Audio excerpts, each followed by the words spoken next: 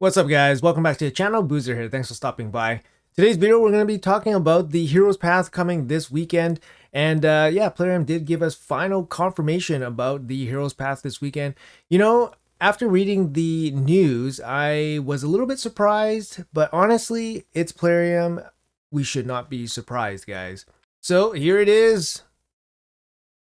You guys can read it, and you guys can basically tell me in the comments how you guys feel, because yeah, it is what it is, you know? Like, so on October 10th, this Friday, we're planning to launch a Heroes Path, a Door Keeps Path, guys.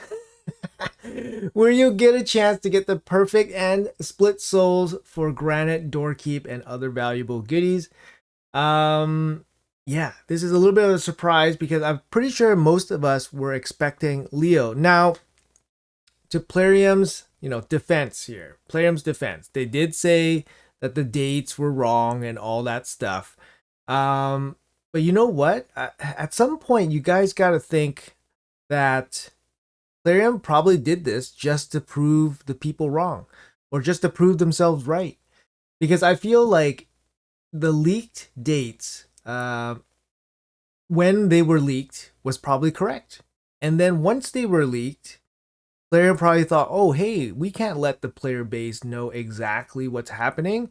Therefore, we're going to mix things up. I 100% feel that is what Plarium did to us. And yeah, they went to great efforts to basically say to everybody, hey, the dates are not right. The leaked information is not right. And now they are putting in motion exactly that. So they're doing what, they're just making it up, making up the narrative as we go. And they're just trying to make themselves right. But at the same time, they're trying to keep us on our toes and, not allow us to plan so far ahead. Right. So anyways, guys, we have a Hero's Path for Granite, Doorkeep, and other valuable goodies. You'll be able to earn them by getting artifacts and accessories. Like I said, dungeon diving and summoning champions from shards, guys. Did I call this? I called this, right? And, it's obvious in the Plarium play. And, yeah, this should have been Leo's Path. But anyways, it's going to be for Granite Soul. There's going to be a 3-star soul, a 4-star split, and 5-star split as well. So basically the structure of it will, you have to get the 3-star, and then you get the 4-star, and then you get the 5-star soul for Granite. So there's also going to be Titan points. Again, as I expected, there will be Titan points mixed up into this Hero's Path, as well as basalt, relic materials, and other items. So yeah, and it's gonna last 3 days, so that's gonna last throughout the weekend. Well, let's take a look at Plarium play here for a second. So Plarium play here, did they make the change yet? No, they haven't done anything yet. I'm pretty sure after the videos start going live with this announcement that they're going to update this Hero's Path to include the Granite Soul Chase, or Granite Soul Path, or whatever. And no events are scheduled yet for next week. So let's quickly talk about Granite and whether or not these souls are worth much. Obviously, a soul is going to make the champion a lot better. I don't know how many of you guys actually went for a fusion. I think generally, most of you guys probably didn't go for the fusion. I think 1/3 of you guys only said you guys were going to go for the fusion in some polls that I've seen. But yeah, Granite here, we have a HP based damage dealer, right? And then you got a 3-star perfect soul, and then we got the 4 and 5 split. Accuracy will be good. If you get the 5-star, accuracy for him will be good. Obviously giving him something like Nature's Wrath, he's going to get, he's going to be doing more damage the higher the blessing is on him. And obviously the 4-star gives you crit damage. So, for Granite, I was going to say Tholan, but for Granite, he actually benefits massively from a 5-star soul, right? So then he can gain more damage from Nature's Wrath. He gets the crit damage, he gets the accuracy and all that stuff. So a soul for him would be, very, very important, very, very powerful. But the thing is, I think most people view him as a damage dealer, and they're probably going to be disappointed because his A3 hits pretty good if he gets this 100% extra damage, but it doesn't hit that good if he doesn't get the 100% damage. And then the part where he doesn't get the 100% damage is probably when you need it the most, when you need to go through when you need to make sure you kill something through Stone Skin. So this ability does not hit hard enough. It probably just should be 100% more damage all the time. But it doesn't hit hard enough, and this ability definitely does not hit hard. This ability is a really, really soft hit. It's a great debuff ability, great support ability, but it's not a hard-hitting ability. His A1 triple hit, 3 times to remove 1 random buff can be pretty cool. So potential remove 3 buffs, and then it has ignore defense, but it does not hit hard enough either. So the best thing to do with Granite is basically just to view him as a support champion. And a 5-star soul for a support champion, can be okay. But just based off of, previous Heroes Path events for 5-star souls for fusions, like for example, the most recent one, or one of the most recent ones, Crowcat. Crowcat's 5-star soul was relatively cheap relative to what other 5-star souls cost. But it's not going to be cheap. It's still probably going to be at least 15 Sacred Shards worth of points generally. So it's still a pretty deep ask for anyone to do 15 Sacred Shards for a 5-star soul for a champion that, they probably won't have or won't use or won't utilize. Now, a 3-star soul gives you, obviously defense, HP, and attack. So these stats will be pretty good for Doorkeep. So perhaps getting the 3-star soul wouldn't be so bad. But if you thought about Granite Doorkeep as basically just a support champion, you don't need any of that, right? You can get away with like a 1-star soul because he is an HP based champion, so he'll gain a little bit of HP from the 1-star blessing, and that's kind of all he needs if he's just a support champion.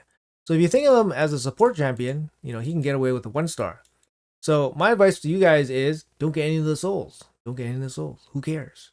Let's say you have this champion. Just don't care about the souls. Just get a 1-star for him from the shop. Call it a day. And build him as a support champion. If you want to take advantage of his shatter buff, increased crit damage, like these are great. These are great buffs. And these are great debuffs. So use him as a support champion if you need to for one of your Hydra teams. And get a 1-star soul for him if you want the little bit of HP boost. Otherwise, don't get anything for him. So that's going to be my advice for the, soul part of the Granite, path. Now, there's going to be Titan points associated with the path as well. And that means we can kind of, have a better picture of what amount of points is going to be in the Heroes path. So I did a little drawing here. So this is the calendar, and these are the values that we know so far. So the Fire Knight was 40 points, and then we have the Dungeon Diver at 80 points, and then the Gear Enhancement at 60 points. Shredder's Wrath Tournament is going to be 50 points. We can assume that the upcoming Dragon Tournament is going to be worth 40 points, same as the Fire Knight, and then the Ice Golem will be worth 40 points as well. And then we can probably assume that this Gear Hunters here will also be, actually this is Gear Enhancement. So this would be another 60 points there. And we know that the first week's total is 890 points. So we can kind of do some simple math here. So we got 100, 200, 90, 370. So we have 370 from basically the ones that we kind of know of. We can probably assume that this is going to be 20, which is pretty much the standard Titan points for these classic arenas. So now we're sitting at 390. So that leaves 500 points. 500 points, guys, to be distributed between the champion training and the heroes path. So these two combined for a whopping 500 points. Now keep in mind that the champion training is for 4 days. 4 days, guys. So it's going to be a longer one. We're kind of expected that it's going to be, basically worth more training points or more Titan points. But this hero's path is worth 500 with the champion training. I don't know. I could see the champion training being worth 200 and maybe the hero's path being worth 300. Now, if you guys wanted to still go for April, keep in mind that we can only skip 250 points. which means most likely people will need to participate in this hero's path to some degree. Now, based on previous breakdowns and point structures, it's always going to be heavily favored towards pulling shards, right? So if you don't have shards to pull, it's going to be a lot of energy through dungeon diving. Um, you know, that's just the way it is. That's just the way it's going to be for these types of events. But yeah, it's a pretty big, it's a big ask. It's a big ask, okay? Because 500 points between these two big events is a really big chunk of points. And yeah, my suggestion is if you're still going for April, or still trying to go for April, I would definitely try your best just to get whatever you can. The hero's path does overlap with the champion training, for example, and ice golem and dragon. So technically, you could farm those dragons while farming food. And do those dungeons as well. So you're basically triple dipping at this point. You can dip into the hero's path, you can dip into the champion training, and you can do the dragon and the ice golem. The problem is the dragon and ice golem are going to be turn attack. So if you don't have very fast teams through those dungeons, it's gonna cost you more energy, right?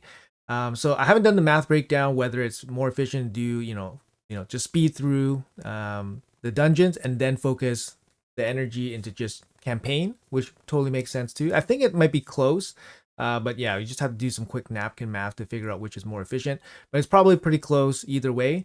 So if you have a really good, turn attack dragon or ice golem team, just use those teams, and then the energy that you saved, by doing it faster, you can use that into campaign and then level up food that way.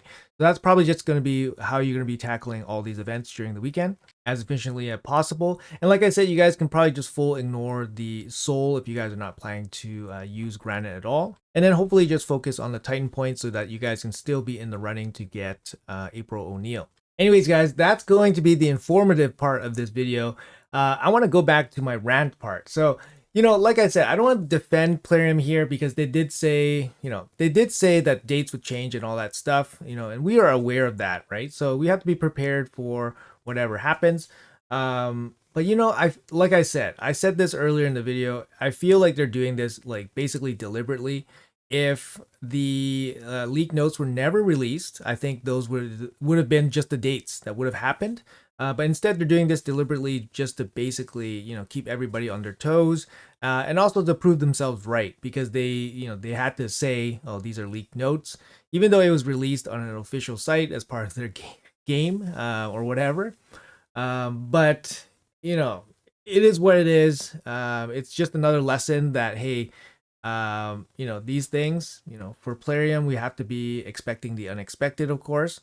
But ultimately, guys, it doesn't really change the game plan. So I'm going to say that right now. So I know that a lot of people are probably going to be really, upset and feel misled. And it has been, very misleading, right? Obviously. But we know that there probably is going to be, we hope. We can only hope now, actually. Nothing's confirmed. We can only hope that there is a Leo guarantee in this sort of event for everybody. I think that would be the biggest outrage if they do not provide a way to get Leo. Obviously delaying the guarantees for the champions means that they, have more time to milk each one, right? Milk progressive events and all that. So like I said, guys, the game plan is still the same. We're still saving up resources to put into the guaranteed champions for this collab. So the biggest disappointment would come if there was no opportunity to ever get the champions. Now that would be, that would be something. I don't know. That would probably deserve a couple rant videos across the YouTube universe.